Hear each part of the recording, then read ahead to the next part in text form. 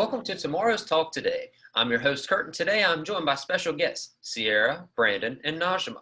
And due to the COVID-19 pandemic, this conversation will be held by way of Zoom chat. On today's episode, we'll be discussing the issue of whether college is necessary or not in today's world. And going to college is something that's an ongoing debate in this country, as well as determining if it has any value behind it at all.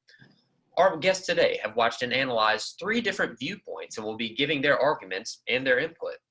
To begin our discussion today, let's take a quick look into a clip about why college maybe still is worth it. Let's just say we have Kevin and Bob, both of them 18 years old. They graduate high school, and Kevin decides to go to a 4-year university to get a bachelor's degree, while Bob decides to not get a bachelor's degree. He decides to not have any further education past a high school diploma. So after 4 years, let's say that Kevin, he goes to a 4-year university. He spends $30,000 per year on his university. So after 4 years, he's at negative $120,000. Now it depends where you go to university. Some places like NYU or Harvard or some other pretty prestigious schools can be charging upwards of $70,000 per year when it's all said and done. You can look that up on your own. I'm not making that up. There's some really incredibly expensive universities that we have in today's world. But then there's also some universities where it might be $10,000 or $15,000 per year. So we're going to average this out and say that Kevin pays about $30,000 per year for his college education. So 4 years, he's 22 years old, he's at negative $120,000. Now let's take Bob over here. Bob, he goes into the workforce and he ends up making the average salary of somebody with a high school diploma, which is $37,000 per year. Drag that out over 4 years. Now, this probably isn't going to be the given here. He's probably going to make less in the first few years, but just to make this example a lot easier to digest, we're going to leave out some minor details such as wage growth, and we're just going to average this out and say $37,000 per year. Statistics are coming from BLS.gov, which is the Bureau of Labor Statistics. So $37,000 per year times 4 years. At age 22, Bob has made about $148,000, give or take a little bit, but about $148,000 when it's all said and done. So you can see right here, by age 22, there's a pretty big difference between these two people. There's a more than $250,000 difference between Kevin and Bob. This is how you can really see how much this decision to go to college or not go to college can really have on your life. But we're back after seeing that clip there. And Sierra, you did primarily the research into this topic about, why it's still worth it to go into college. Can you give us a little bit more background information into what you found on this topic? Yes. The 3 reasons I believe college is still worth it, and my research has shown it's worth it, is because one, it still shows your basic networking and life skills, basic life skills like collaborating, communicating, writing, reading, becoming more accountable, working in teams, meeting deadlines. And college isn't always perfect, but will need to change. But it will also need to change the way it teaches people. My second point is that most jobs require you to have a college degree.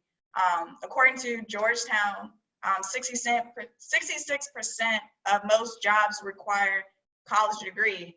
And by eliminating yourself from getting a college degree, you limit yourself from getting your career job. And then lastly, the insurance policy to help with at least having a career or prospect if you want to be like an entrepreneur or things like that. So definitely understandable there from that viewpoint. And I'll open it up to the panel for you guys. What is it do you think that sets a college student apart? Because, there are probably very many capable people out there in the world who, could go to college, couldn't go to college for a job. What do you think it is that sets the college student apart for those jobs?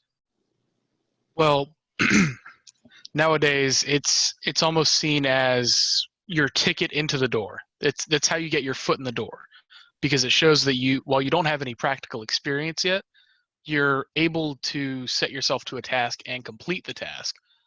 And it just seems like most jobs are requiring bare minimum, like a bachelor's degree nowadays.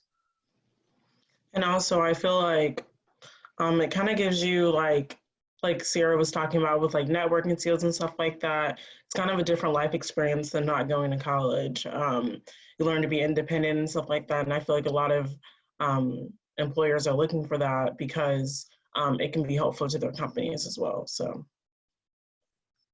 And one more question here in this block for you guys, and we can go around the round table. Do you feel that coming to college, because, we're all in the later stages of our college careers here. Do you feel like this experience has provided you with those opportunities so far that you think, you'll be able to go into the workforce one day and really set yourself apart from other colleagues who are in running for a job? And start with anyone. Most definitely, especially within the communication studies department, with them hosting like conferences and stuff and having alumni come to the school and just talk to us about their career and things like that. And then it's kind of like on us to go and reach out to them and see like, hey, I'm interested in this field. Is there any way you can help put my foot in the door? And so I do feel like Longwood as a whole did help, and college as a whole did help us with the college experience. I definitely think that if you want to make those connections, then you'll definitely be able to. I myself, for the first 2 years of my college experience, didn't get involved in anything. I just hung out with my friends and I did the bare minimum for class. But as soon as I started getting into communications and like some of the stuff that goes on when you're not in class, I started to network a lot better. I started to get opportunities that otherwise I wouldn't have. So I definitely think that college has given me an opportunity to network where otherwise I wouldn't. Yeah, and I think it's really important about networking as well. Longwood does a really good job of, with the communications department specifically, they do a really good job of making sure that we can make connections with past alumni that have been successful as well. And so I really just think it's sort of like what you do with it, especially with the digital media major, like what can you produce and stuff like that, is what will make you successful, and also just networking as well.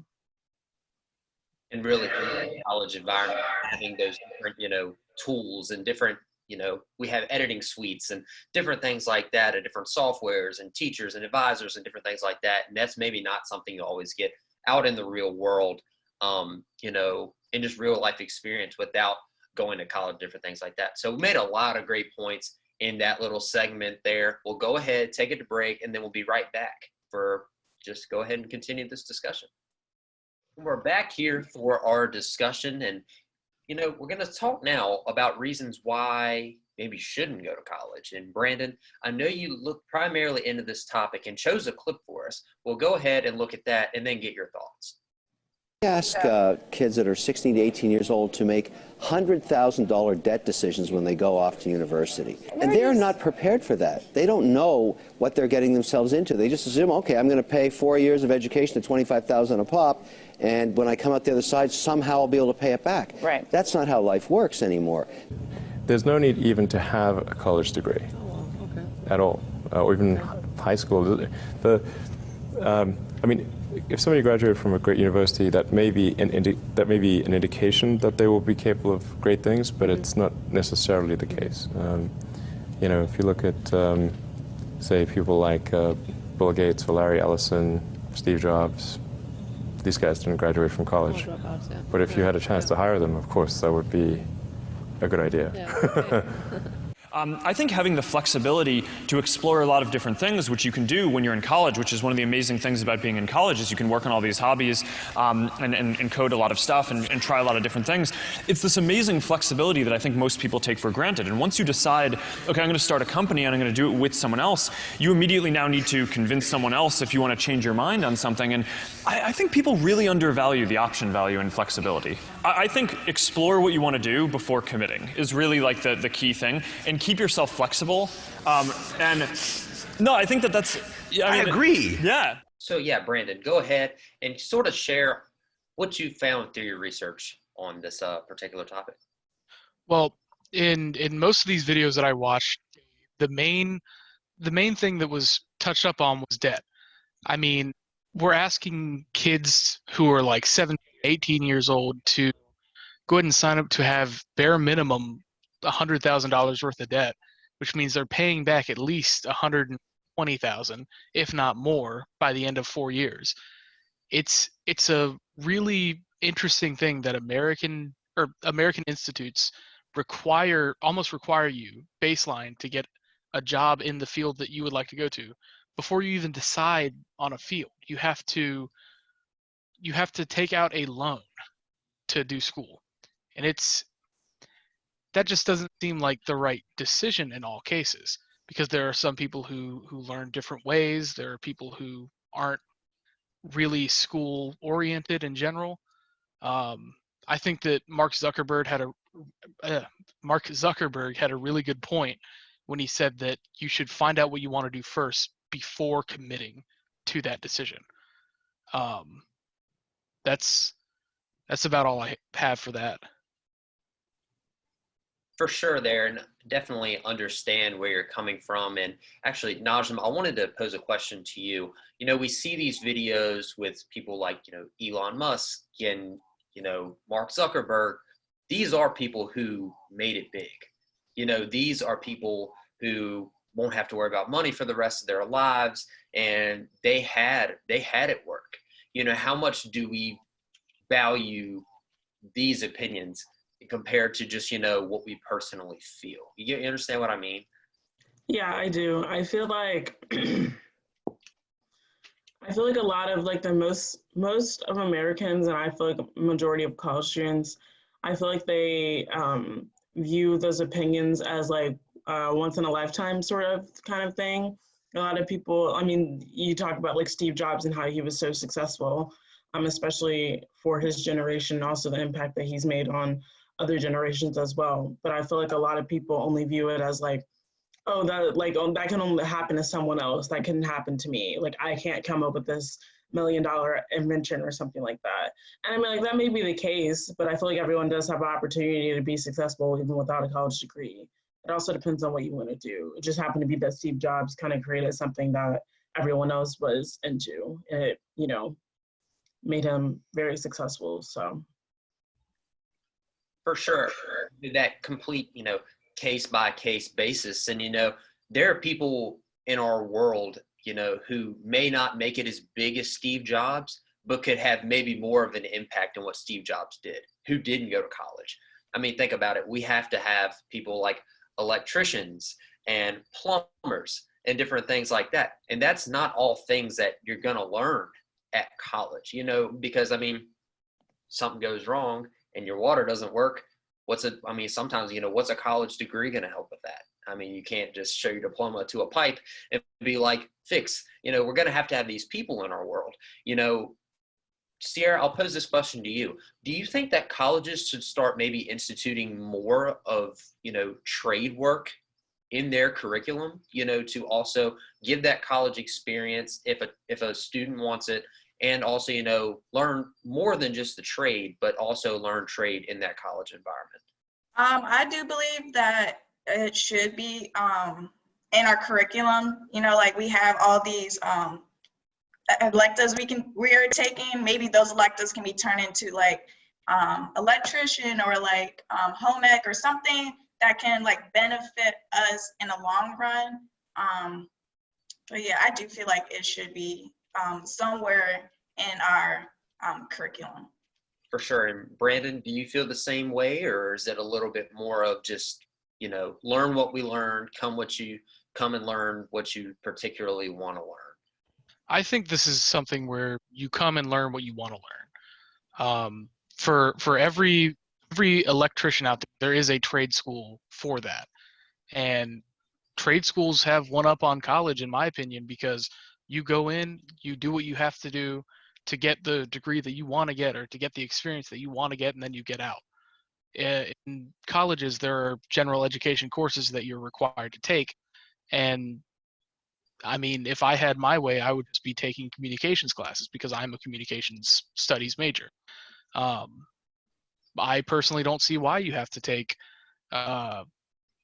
3 years worth of Spanish and any kind of math. I know the field that I want to specifically focus in, and I think that colleges should reflect what the person who's going into it wants to get out of it, rather than you have to take 125 credits and spend over $100,000 to get half of this information that you'll never use.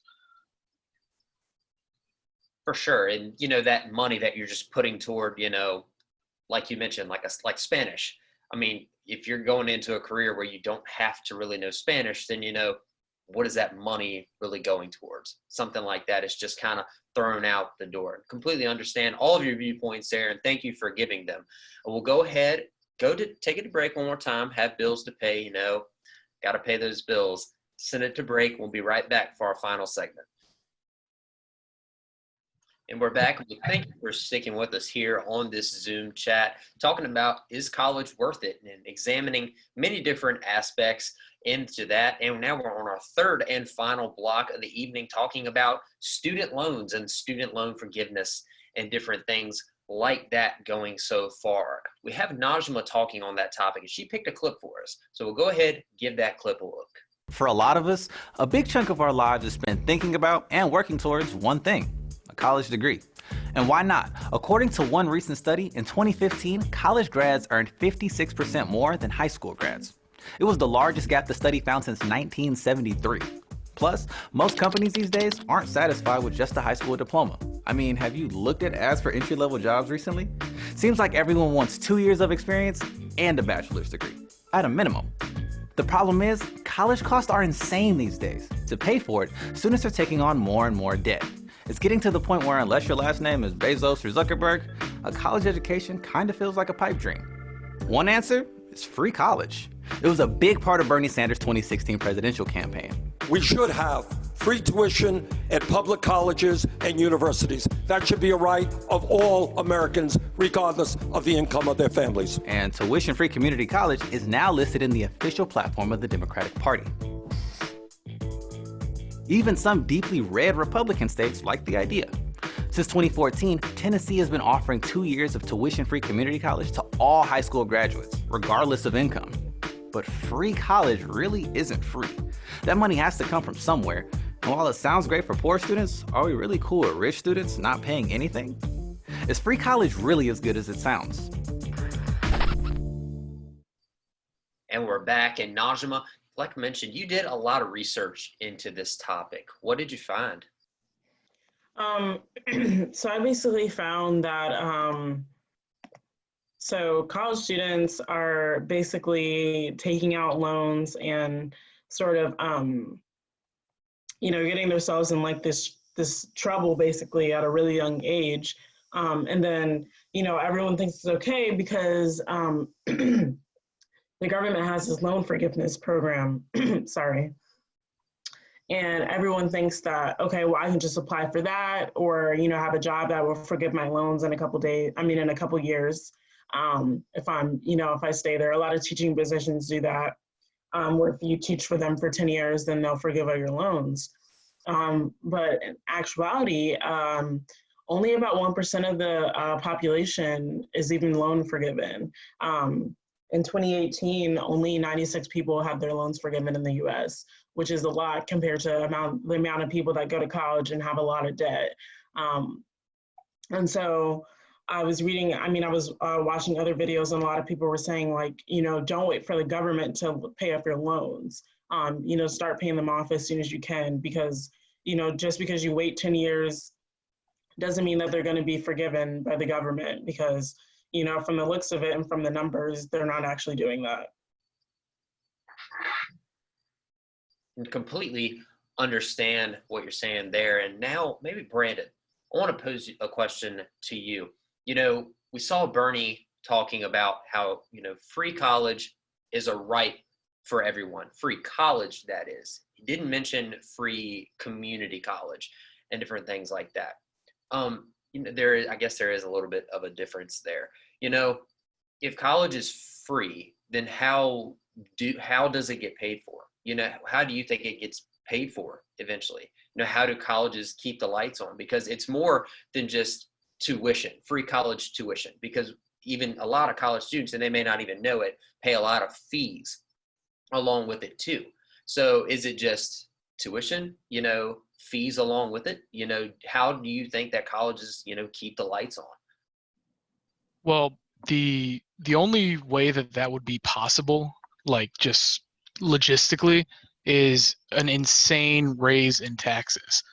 Now, if you look at some of these like private colleges, like they pay $30,000+ a year. At a public university like Longwood, it's $20,000 a year. The only way that they would be able to offer free public college education is by raising taxes, and it would only be a portion of the tuition. Like they would probably cover the class credits that you're taking, but you would still have a meal plan, you would still have textbooks, you would still have housing if you live in on-campus housing. It would not just become free, it would just raise taxes for average Americans, for everyone who's going to college, or whether you're going to college or not, it'll raise your taxes. And it will just all in all flood the system with people who really need to or want to go to school. Because if a portion of it is paid for, then parental influence on someone going to college is going to be raised a lot. And you speak on parental influence there, and for a lot of us, like I mentioned, we're getting to the later stages in our college, middle part of college. Looking back on it, this is for anyone. Did you want to come to college, or did you feel more influenced to go to college by someone else, maybe like a parent, family friend? Not family friend, but you get what I mean, like friend. Just was there any peer pressure in you come to college? Absolutely. It was seen as the next step. I wasn't really given a chance to look into trade school, or even how some kids will take a gap year and just kind of work and figure out what they want to do. I personally didn't even think about college until junior year at high school, and by then I was getting yelled at by both of my parents to start applying. And Sierra, I'll pose this question to you. Why do you think there is this big, you need to go to college sort of thing these days? I know it's a lot of jobs that ask for a college degree, but why do you think there is this big stigma around, going to college?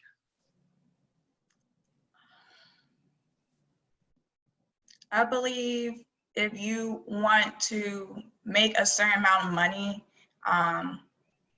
you have, if you want to do better than what your parents are making or whatever, that's probably why they will want to go to college, because they want to do better, exceed better.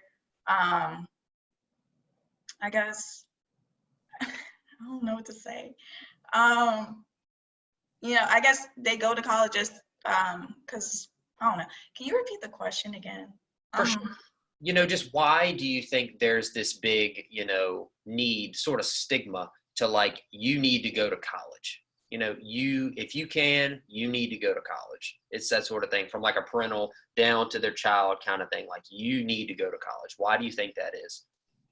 I feel like it's a society thing.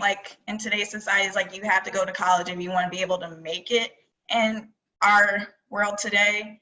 And me personally, I was given an option to either go to college or do military. And so I didn't really want to do military. So I chose college because I wanted to be more exposed. I wanted to continue my learning and meet new people. And so I wouldn't say I was pushed, but I was but I hope that answered your question. Yes, I feel it did there. Najma, I'll ask you too. Why do you think there's some sort of, stigma around kids going to college, even if they maybe don't want to, from parents down to kids? Why is there this, constant need to, you need to go to college sort of thing? Well, I feel like a lot of people view college as a way to, find themselves, and they can do that in an environment where, there's multiple things that they can dip their hands in to kind of figure out what they want. People right out of high school don't always know what they want. I've always known what I wanted to do. I always knew I wanted to be in the film industry. So I didn't really have an issue with wanting to go to college. And the only reason I really wanted to go to college anyway was because I didn't really have a lot of film experience in high school. It wasn't like, we only had one photography teacher. He only taught one class. Film was not even offered at my high school as an elective. And so that's why I really wanted to go to a film school, because I wanted to learn more about the film industry, because I didn't really know much about it anyway. And I was really mainly into just photography. So I feel like it's just a way for people to kind of find what they can be good at. And like, there's definitely other ways that you can do that. And I feel like it should be offered at a cheaper rate where, you know, we can give people the opportunity to kind of figure out what they want to do without being, you know, $100,000 in debt. You know, there should be different ways around that. And I feel like also parents don't really know what to do, or, you know, so like the child's lost on what they want to do, and the parents are like, oh, well, just go to college and find it out. Like, you know what I mean? And so they don't really give a chance on, you know, sitting down with their child and figuring out what they want to do and presenting those opportunities for them. So you say like, oh, you know, maybe I'm interested in, you know, plumbing or being an electrician or something like that. And maybe introducing, you know, them to that field, or, you know, trying to get them to go to trade school. But it's more of just like, oh, I don't know on the parent side, and I don't know on the child side. So they just kind of push them to go to college, and they're willing to pay for it. So. For sure. And that little, you know, like searching out process, you know, like even me, like personal experience, I know we're running over a little bit on our time here, but, you know, personal experience, you know, I came to college and didn't know what I wanted to do either. But then I found the COMM studies department here at Longwood, and now I found my career, found things like the Rotunda and different things like that that really helped me get involved. And, you know, that's something I probably couldn't have found if I didn't go to college, and different things like that. And it was always sort of something that I wanted to do. You know, I didn't really feel obligated to do it, but, you know, it's just something that I sort of wanted to do. And, you know, now getting ready to graduate, and it's all wrapping up. So you guys, really thank you for all the discussion today. I felt like this was very productive, and, you know, a great conversation on whether college is worth it or whether it isn't. And to our audience, we thank you for joining us on tomorrow's talk today, and we will see you around the bend. Thanks.